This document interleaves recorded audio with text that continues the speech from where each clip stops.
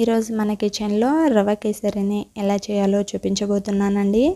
ఈ రవ కేసరిని ఇలా పర్ఫెక్ట్ మెజర్మెంట్తో చేశారంటే అమృతంలా ఉంటుంది. మళ్ళీ మళ్ళీ కావాలి అంటారు. ఎలాంటి పండుగలకైనా ప్రసాదాలకైనా ఇంట్లో ఎప్పుడైనా స్వీట్ తినాలప్పుడైనా సరే చాలా సింపుల్గా తక్కువ టైంలో తక్కువ ఇంగ్రీడియంట్స్తో చేసుకోవచ్చు. సో ఎలా చేయాలన్నది మనం ఈ వీడియోలో చూసేద్దాము. స్టవ్ మీద ఒక కడాయి పెట్టుకొని దీంట్లోకి 1 కప్ నెయ్యిని యాడ్ చేస్తున్నాను. దీంట్లో కొంచెం డ్రై ఫ్రూట్స్ని ఫ్రై చేసుకుంటున్నాను. బాదం పప్పు, జీడిపప్పు, కిస్మిస్ని తీసుకొని వీటిని దూరగా ఫ్రై చేసి తీసుకోవాలి.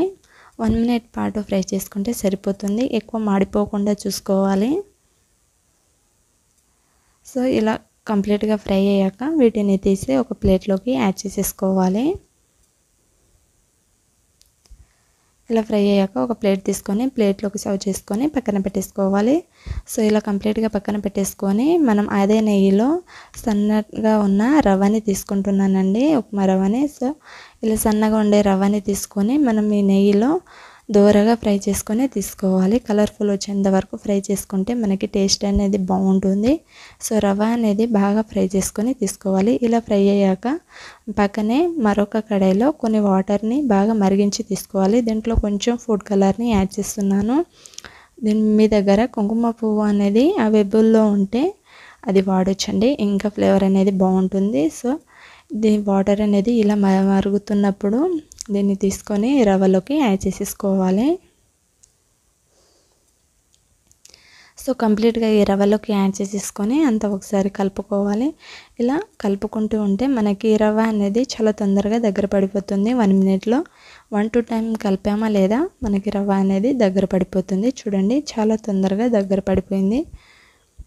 సో ఇలా దగ్గర పడిపోయాక మరొకసారి కలుపుకొని తీసుకోవాలి. ఇలా కలుపుకున్న దాంట్లో మీ దగ్గర ఇలాచీ ఫ్లేవర్ అనేది మీకు నచ్చినట్లయితే 1 టేబుల్ స్పూన్ ఇలాచీ పౌడర్ని యాడ్ చేయండి. ఫ్లేవర్ అనేది చాలా బాగుంటుంది. సో ఇలా కలుపుకున్నాక దీంట్లో 1 కప్ షుగర్ని తీసుకోవాలి. 1 కప్ నెయ్యికి 1 కప్ రవ్వని తీసుకున్నాం కదా. సో 1 కప్ రవ్వకి 1 కప్ షుగర్ని తీసుకుంటే మనకి పర్ఫెక్ట్ మెజర్మెంట్ అనేది సరిపోతుందండి. సో దీన్ని ఇలా కంప్లీట్గా కలుపుకుంటూ తీసుకోవాలి.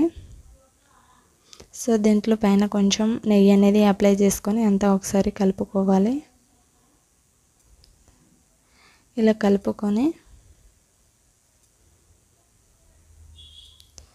మనం మధ్య మధ్యలో కలుపుకుంటూ తీసుకోవాలి. అడుగు అనేది మాడిపోకుండా 1-2 మినిట్స్ పాటు బాగా కలుపుకొని తీసుకున్నట్లయితే మనకి పర్ఫెక్ట్ మెజర్మెంట్తో ఎంతో రుచికరమైన రవ్వ కేసరి రెడీ అయిపోతుంది. సో దీంట్లో మనం ఫస్ట్గా ఫ్రై చేసి పెట్టుకున్న డ్రై ఫ్రూట్స్ అనేది యాడ్ చేసి అంతా ఒకసారి కలుపుకొని స్టవ్ ఆఫ్ చేసి తీసుకోవాలి.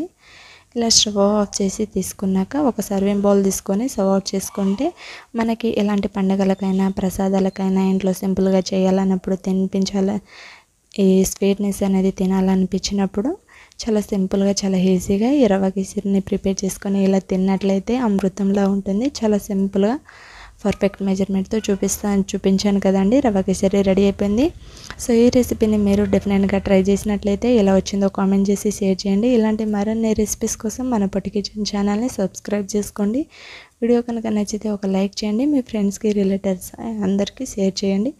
Thank you for watching.